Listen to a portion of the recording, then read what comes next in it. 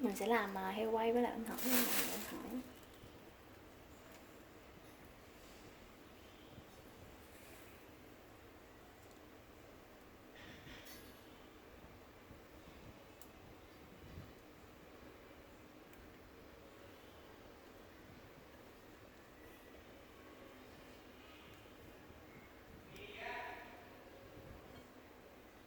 Xếp tròn.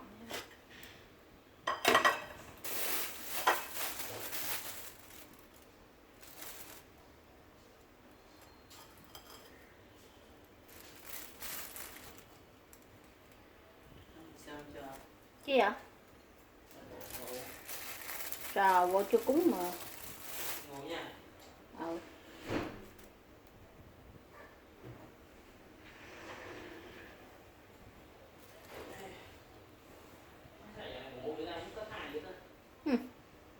Tao quỳ à. Tao không có thai thôi chứ mày với anh thân mày thi nhau mà. Tao lại còn cũng ở có thai. Tao có các kiểu trong không được có thai.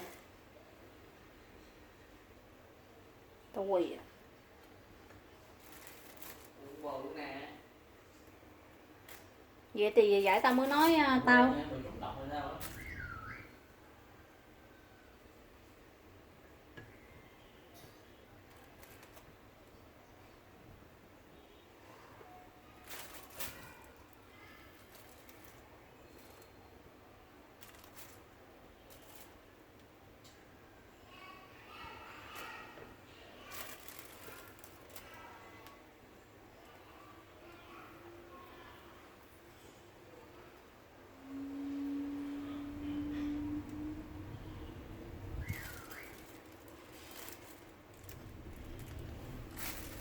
Tắt cái điện thoại quýu quýu quýu.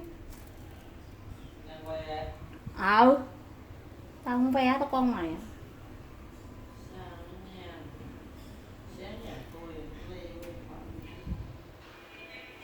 Đó gì đó. Tao ve giờ cho bình thường.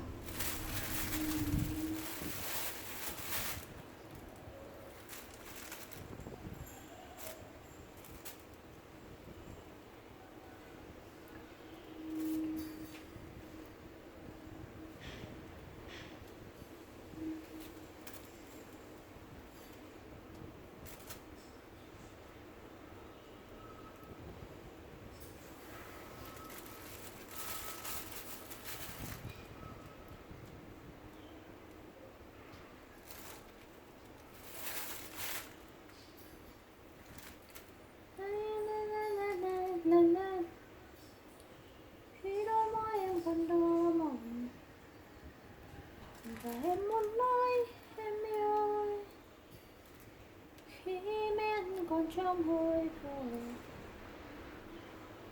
Mưa sao gió vậy ta, không mưa mà sao gió dữ trời.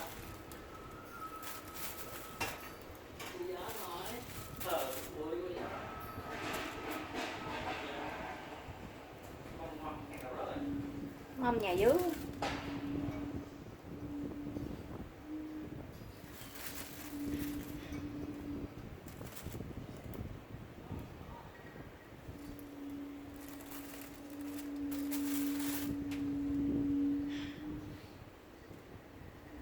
Ở chung cư là trên dưới rớt đồ là nghe điều hết đúng không ạ?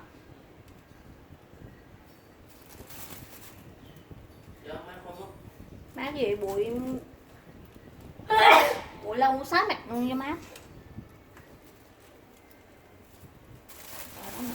Đó nữa cái thằng này đó. Nó thằng kia cái thằng đây thì cho tao muốn quýnh luôn.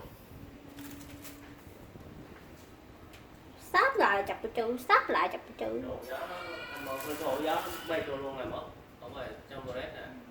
Nó máu rớt cái chai dầu hay cái gì trong đó.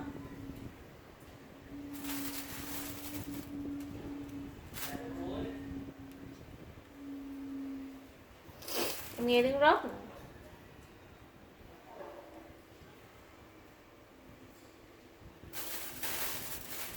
Lại gần hôn anh đi, lại gần hôn anh sẽ để em mặt trời. Lại gần hôn anh, hay anh để em Giờ còn đôi ta, khi là núi đây là nhà. Và giờ còn đôi ta, em còn muốn đi thật xa. Ta chỉ sống một lần trên đời, lo lắng cho em ơi. Bao yêu thương trên đời, thành vì ngọt đôi môi.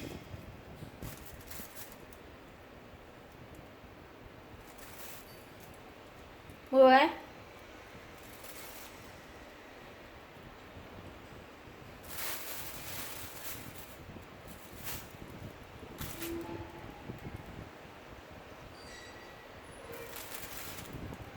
Mưa hả anh? Mưa hả?